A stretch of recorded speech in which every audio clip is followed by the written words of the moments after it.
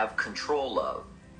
You don't have control over the constellations, but you do have control over whether or not you go to night school, take adult classes, and learn some new skills. If you don't do it, that's your fault.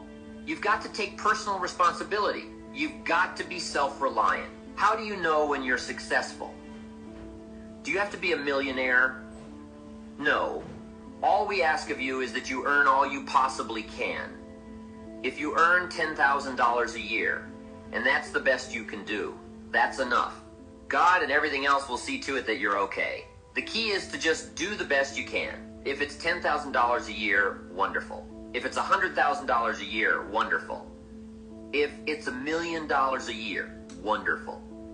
It doesn't matter whether you earn $10,000 a year or $1 million a year, as long as you've done the best you possibly can.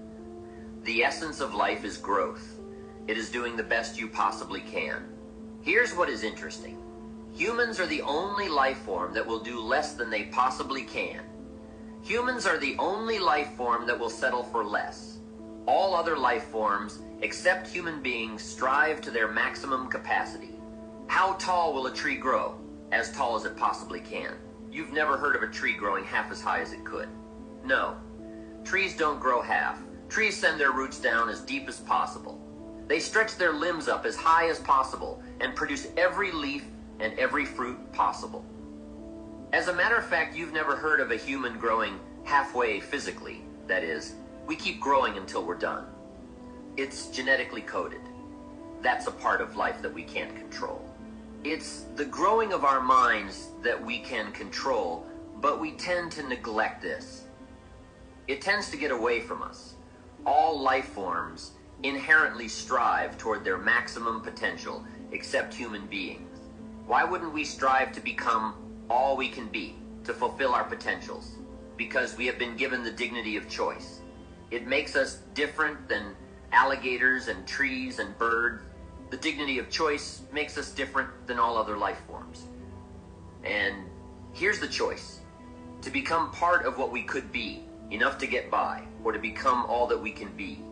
My best advice for you is to choose the all. Earn all you can. Make all the friends you can. Read as many books as you can. Develop as many skills as you can. See and do as much as possible. Make as much fortune as possible. Give as much of it away as possible. Strive for the maximum. There's no life like it. I'm telling you, since I've gotten on track. I've never looked back. Pick up the challenge. Go for it. When you're focusing on growth, it's easy to do all you can. It's easy to succeed. It's easy to have financial freedom. The more you do, the more you get. Here's what I think would be a pitiful scenario. If your income grew and you didn't grow. When your income takes some jumps, it's vital that you quickly grow up to where your income is. Why? Because otherwise, your income will soon come back to where you are. Somebody once said, if someone hands you $1 million, it's best you become a millionaire, so you get to keep the money. I'm telling you, success doesn't want to hang around an incompetent person.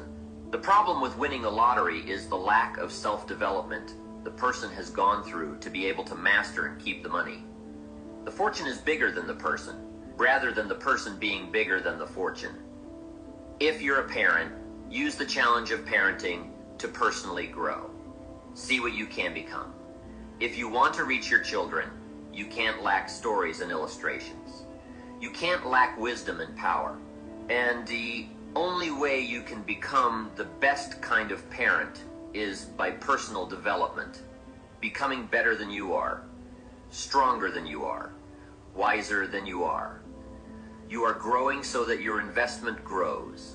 As your children grow, you grow. Your power grows. Your influence grows. Your wisdom grows. Your command of the language grows. You see, that's what is challenging. To be involved in a situation that makes you grow. If that situation is success, keep growing to be bigger than your fortune. If that situation is failure, keep growing until you're bigger than the problem. Keep growing, keep becoming. There are 4 ifs in the area of growth and change that make life worthwhile. First, life is worthwhile if you learn. There is nothing worse than being stupid. Learn from your personal experiences. Learn from other people's experiences. Second, life is worthwhile if you try. You've got to take what you've learned and see if you can try your hand at it. Somebody says, you can't try, you have to do. No, you have to try. I put the bar up 2 feet and asked the kids, who can jump 2 feet? I can, some say. I can't, some say. I don't know, some say. How are they going to know?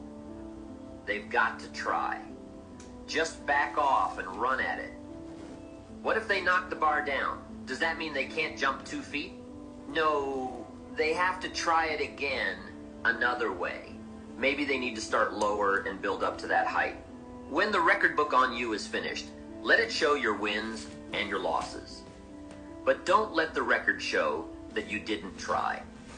Third, life is worthwhile if you stay. You've got to learn to stay. You don't have to stay forever, just until you see it through. A guy builds a foundation. Then he wanders off somewhere and builds another foundation. He's got these foundations scattered all across the country.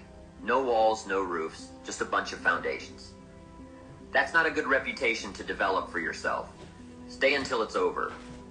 Fourth, life is worthwhile if you care. Caring is a unique human experience that is vital, powerful, all-encompassing, and far-reaching. If you care at all, you'll get some results. If you care enough, you can get magnificent results. To lead a life worth living, you've got to learn. You've got to try. You've got to stay. And you've got to care. Remember the 4 ifs, and you'll be on your way to building a life worth living.